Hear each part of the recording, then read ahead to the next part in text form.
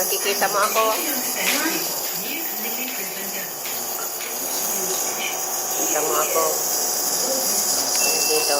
Aw. Pantatlo na ito. Pantatlo na ba ito o pang-apat na? Tatlo ata.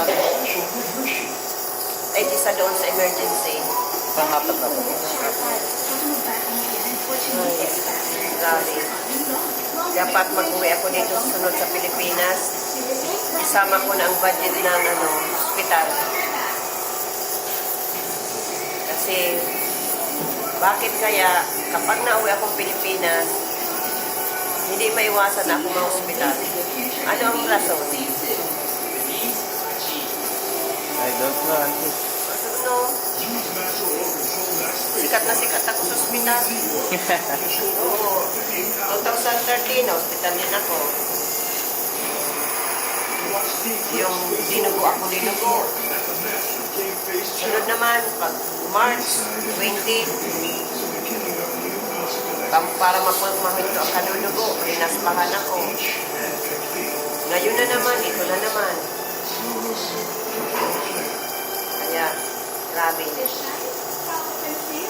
Dapat, ang surroundings ko, walang baboy. Opo. Malayo sa baboy. Malayo sa mga, yung ano yun? Yung,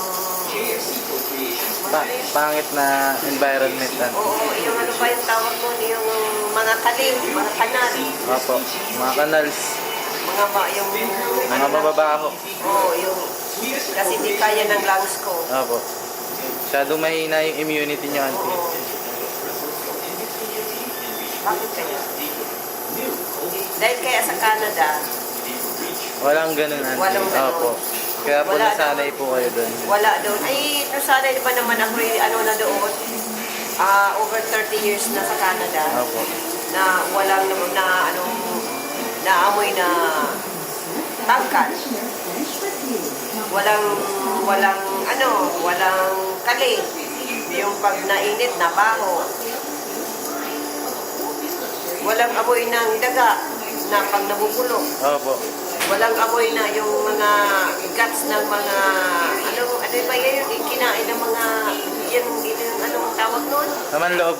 Lamang loob na tinatapon lang sa mga Opo. bakanting lote at pinapabawi. Bakit hindi mag-hukay at itapon doon, ibaon doon? Opo. Walang Yun. ganun. Parang lubod ako na katakot na kung wala akong maraming pera, hindi ako mag-uwi ng Pilipinas. Paano kung wala akong pera at ako ma-hospital? Kulang ang pera ko. Opo. Iba ang bakasyon, dapat maging masaya ka. Ito ba ang bakasyon, Susi? Iba yung 2005, tingnan mo to, oh. Oo. 2005 yan, hanggang dito. Aksidente din yan. Oh, sa rayos ng Sinemento yan, auntie. hindi nga, bawal na sa akin ang mataas na na takot. So, paano yan?